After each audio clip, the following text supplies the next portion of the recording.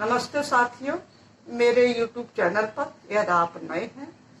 तो सब्सक्राइब करें और जो छोटी घंटी है उसको भी दबाना ना भूलें। आज मैं वीडियो फिर जातवाद के ऊपर ही बनाऊंगी क्योंकि समाज बहुत गहरी जातीय नफरतों में, धार्मिक नफरतों से गुजर रहा है। इससे नई पीढ़ी का बहुत बड़ा नुकसान हो रहा है और कभी भी इस तरह से सामाजिक एकता समाज में नहीं आ सकती क्योंकि समाज में जातियों को छोटे बड़े के रूप में बांट दिया है और जिसने बांटा है वो सबसे ऊपर बैठा है। उसी ने सभी को छोटी छोटी जातियों में बांटा है जिससे वो उनको अपने ढंग से, अपने तरीके से इस्तेमाल कर सके। तो इसी बात को लेके कि समाज में जो कैटेगरी बनाई है, आदिवासी हैं उनका विकास बिल्कुल नहीं हुआ आज तक,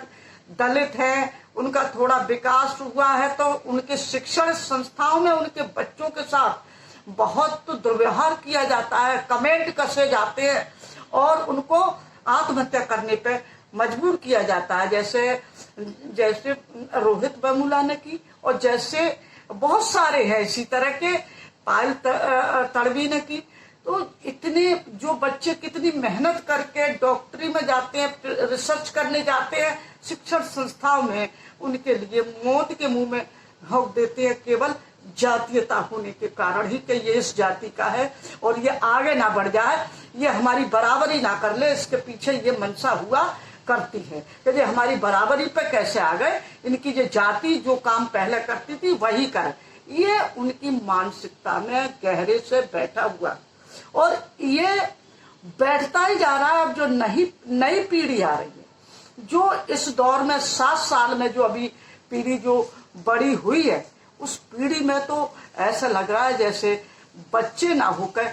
चलते फिरते बम हैं और कहीं भी फट पड़ेंगे और कहीं भी कुछ भी अप्रिय घटना भी कर देंगे अगर उनका वो हो। लेकिन फिर भी ये उन लोगों के बच्चे हैं जो बैकवर्ड क्लास के लोग जो इस्तेमाल करते हैं ये सवर्ण कास्ट, जैसे आरएसएस है, ज्यादा अधिकांशता दलित तो पिछड़ों के बच्चों को इस्तेमाल किया जाता है, उनको बम बनाया जाता है, उनमें नफरतें भरी जाती हैं हिंदू धर्म के नाम पर, जबकि उन्हें हिंदू धर्म के नाम पर वो दलित है, वो पिछड़े हैं, वो धीवर है, वो चमार है, वो अहीर है, वो जाट है, तमाम उनके जाति सूचक शब्दों को बिगाड़ कर उनसे बोला जाता है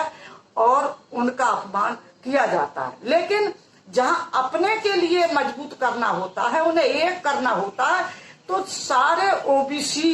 की जितनी जनरेशन है उसको वो किसी तरह से बरगला के, लालच दे के और जिस उम्र में उनके लिए बहकाया जा सकता है उन्हें बहका कर वो अपने उसमें कर लेते हैं और उनसे ही